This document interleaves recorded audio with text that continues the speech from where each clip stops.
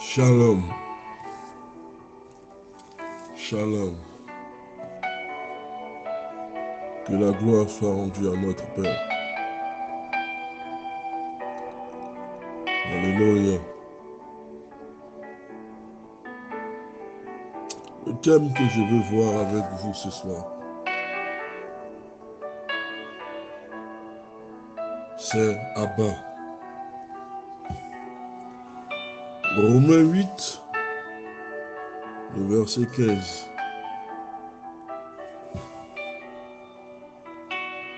Nous avons reçu un esprit d'adoption, grâce auquel nous pouvons dire Abba Père. Romains 8, le verset 15. Le thème, disais-je, que je veux voir avec vous, c'est Abba. Les parents adoptifs d'enfants abandonnés vont comprendre la profondeur des paroles de l'apôtre Paul. Ils ont éprouvé ce sentiment de vide au fond du cœur pendant des mois, des années de richesse vaine, puis le sentiment de responsabilité intense lorsqu'ils ont enfin pris en main la destinée d'un enfant au passé douloureux, à l'avenir incertain.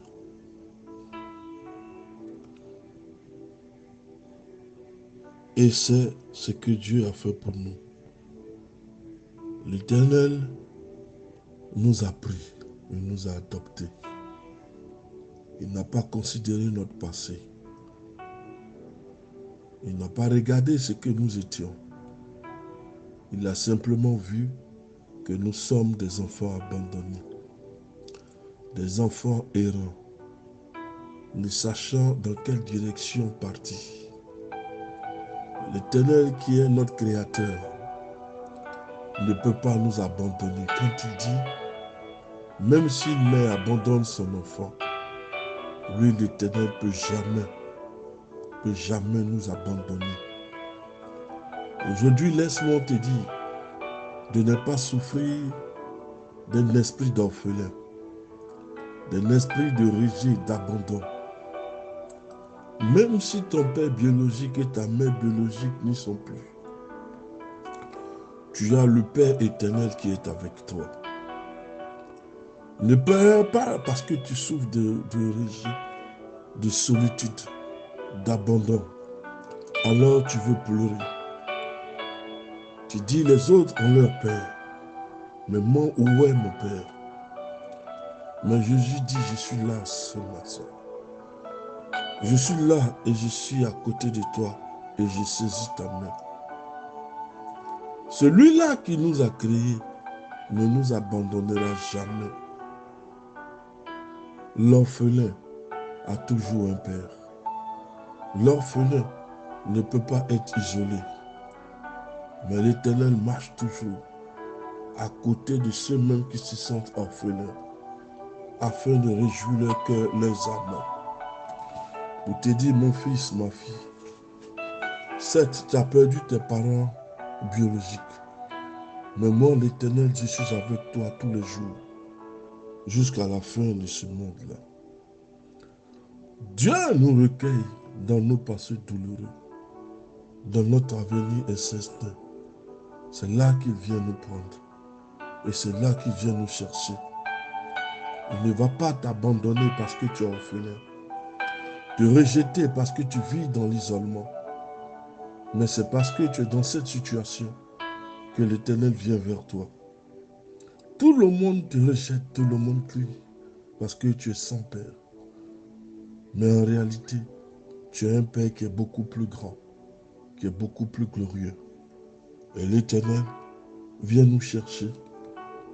Dans un passé douloureux, Dieu vient nous chercher. Parfois, lorsque nous sommes dans la prostitution, parfois, lorsque nous dormons dans la rue, à côté des rats, parfois, quand nous sommes seuls, nous mangeons dans les poubelles, Nous marchons dans les rues à la richesse d'un centime. Nous disons que personne ne viendra à notre secours. Mais l'Éternel est celui qui te tend la main dans les moments difficiles et les moments d'épreuve pour te dire, marche, fais seulement ma volonté. Et moi, l'Éternel, je te rémunérerai en tout genre et de tout ce que tu veux. C'est dans les difficultés qu'il vient, dans l'incertitude d'un futur qu'il agit, parce qu'il veut donner un sens à ta vie, une orientation à ta destinée. C'est pourquoi l'Éternel vient. Il ne t'abandonnera pas. Le passé qui était difficile va prendre une autre tournure. L'avenir qui était incertain deviendra radieux. Parce que c'est ce que l'Éternel attend de nous. Et c'est ce que l'Éternel veut faire de nous. Sachant parfaitement les ennuis que nous allons lui procurer et tout ce que cela lui en coûterait, l'Éternel est quand même parti à notre recherche. Il nous a trouvés. Il a payé le prix de notre libération. Il a signé les papiers d'adoption. Il nous a donné son nom. Il nous a emmenés chez lui parce que il nous a sortis du royaume de l'enfer, du royaume des ténèbres. Il nous a transportés dans le royaume de son Fils. Il ne nous a pas abandonnés. Il savait que en allant nous chercher, nous allons commettre parfois des péchés. Nous allons être rebelles parfois. Mais il n'a pas regardé à toutes ces choses-là. Il sait qu'à un moment donné, le diable va se déchaîner à tout vent sur notre vie. Mais il n'a pas regardé cela. Il est parti nous chercher quand même. C'est pourquoi la Bible dit, ce n'est pas lui, ce n'est pas nous qui l'avons trouvé. C'est plutôt lui qui nous a trouvés parce qu'il nous cherchait. Nous étions dans les méandres de l'enfer. Nous fumons de la drogue. Nous marchions dans la prostitution. Nous nous sommes égarés. Nous étions dans des idoles. Nous ne marchons plus dans l'obéissance. Nous étions égarés. Mais malgré tout cela, l'Éternel nous cherchait. Il envoyait ses anges. Parce qu'il dit qu'il y a mon fils qui est quelque part, ma fille est quelque part. Et je dois la retrouver. Il est parti à notre recherche. Il a mobilisé les anges afin de pouvoir nous rattraper. Nous qui marchions dans la prostitution, l'égarement, la rébellion, la drogue. Nous qui faisions des choses qui n'étaient pas à sa gloire. Nous qui avons rompu l'alliance. Mais lui n'a jamais rompu l'alliance. Il a toujours mobilisé les recherches pour nous trouver. C'est pourquoi il dit, ce n'est pas vous qui m'avez choisi, mais c'est moi qui vous ai choisi. Le Seigneur nous a retrouvés. Il a payé le prix de notre libération. Il est mort à la croix. Lui, le Dieu éternel, est mort à la croix pour toi. Il a payé le prix de ta libération. Il a souffert le martyre, la souffrance. Il a été flagellé. Considère un peu ce Dieu-là. Regarde tout ce qu'il fait pour toi, afin que tu sois un enfant sauvé. Il t'a choisi, il t'a lavé, il t'a prédestiné. Aie un peu de considération pour ce Dieu-là. Je t'en supplie. Aie de la considération. Malgré tout ce que tu as fait, il continue de te chercher. Il veut savoir où tu es. Toi, tu as lâché sa main. Mais lui n'a jamais lâché ta main. Au contraire, il t'a toujours cherché. Il t'a trouvé. Il a même signé les papiers d'adoption pour que tu deviennes cohéritier avec le Christ. Mais qu'est-ce que tu cherches dans ce monde, Seigneur? Il t'a tout donné. Il a signé les papiers d'adoption. Il t'a retrouvé. Il t'a donné son nom de façon à ce que Satan ne puisse plus s'approcher de toi. Parce que quand on appellera Christ, ce n'est pas toi qui répondras, mais c'est lui qui répondra à l'intérieur de toi. Lorsque Satan verra la présence de Dieu en toi, il reculera. Il reculera. Le Seigneur t'a pris comme son fils adoptif. Il t'a donné le droit de l'appeler Abba, ce qui veut dire Père. L'adoption n'est pas un droit, mais c'est un cadeau qu'il nous a accordé. Il nous a non seulement adoptés, nous portons son nom aujourd'hui. Le faux nom que nos parents nous ont donné, le nom qui influence notre destinée, il a effacé ce nom-là et nous a donné son propre nom. Et nous a fait asseoir à la droite de Christ. Nous sommes devenus co-héritiers avec Christ.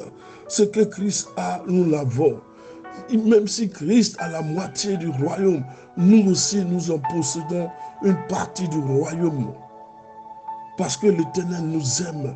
Il veut tout nous donner. Il ne veut pas nous voir dans le malheur malheureux. Il ne veut pas nous voir en train d'agoniser et de gémir. C'est pourquoi il nous cherche. Il mobilise ses anges et ses archanges. Il fait en sorte que tu sois retrouvé. Non pas dans une situation agonisante, mais il veut te donner son nom ce soir. Écoute-le. Il veut te donner son nom. Il a déjà signé tous les papiers d'adoption. Il est ton Père éternel. Il veut marcher avec toi. C'est pourquoi nous disons dans son cas, l'adoption n'est pas un droit. C'est un cadeau qui nous a été accordé. Imaginez-vous des parents adoptifs qui, avant de signer les papiers d'adoption, vont commencer à se poser des questions, sinon à se renseigner sur l'enfant qu'ils doivent adopter.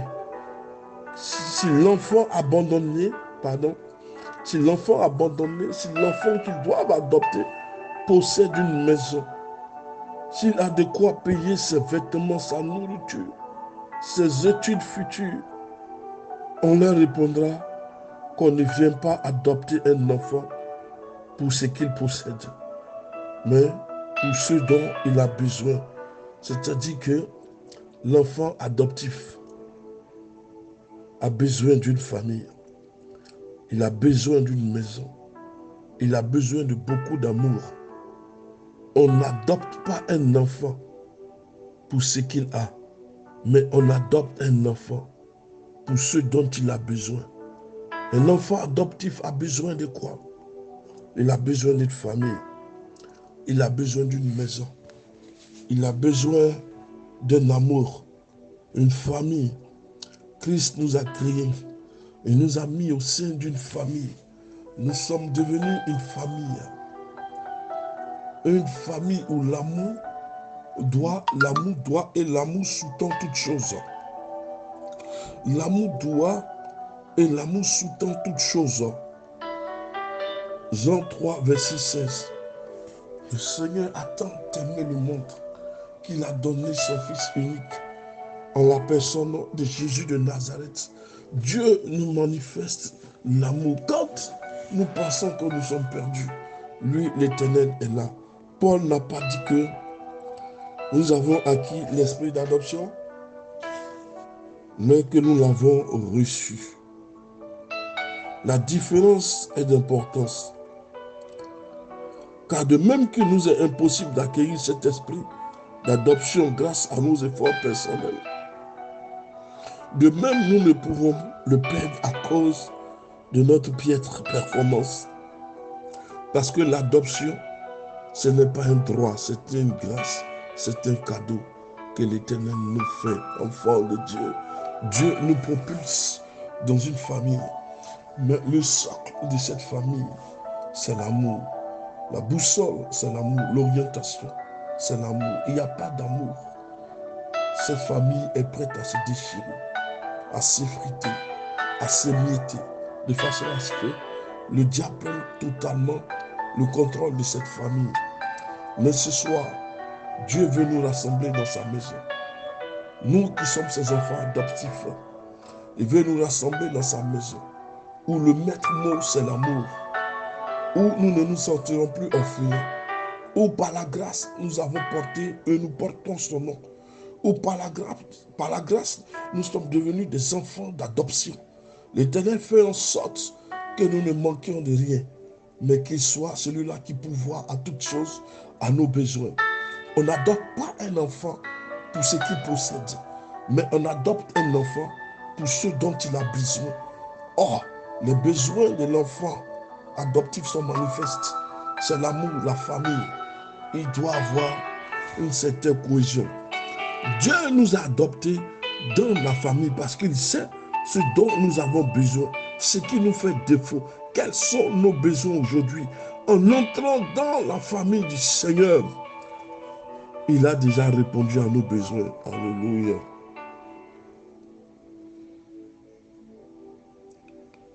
Nous nous sentons rassurés.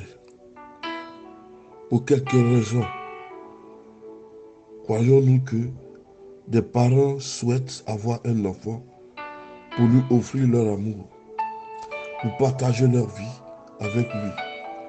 Et c'est ce que Dieu ressent à notre égard depuis toujours. Dieu veut que nous soyons ses enfants afin de partager l'amour, afin de nous donner tout ce dont nous avons besoin, de répondre à nos besoins. Il veut tout nous donner, enfant. Il veut tout nous donner, enfant de Dieu. Il nous a donné son nom. Il a fait de nous des co-héritiers avec Christ. Il nous a arrachés du royaume des ténèbres et nous a mis dans le royaume de son Fils. Nous qui étions irresponsables, nous qui marchions dans la débauche et la rébellion, l'Éternel n'a jamais détourné ses regards de notre vie. Au contraire, il nous a cherchés, il nous a lavés, il nous a restaurés, il nous a donné un nouveau nom. Il est devenu notre Père par lequel nous pouvons crier Abba, qui signifie simplement Père. Il nous a donné en tant qu'orphelins ce dont nous avons besoin. Il veut toujours marcher avec nous. Que Dieu te bénisse.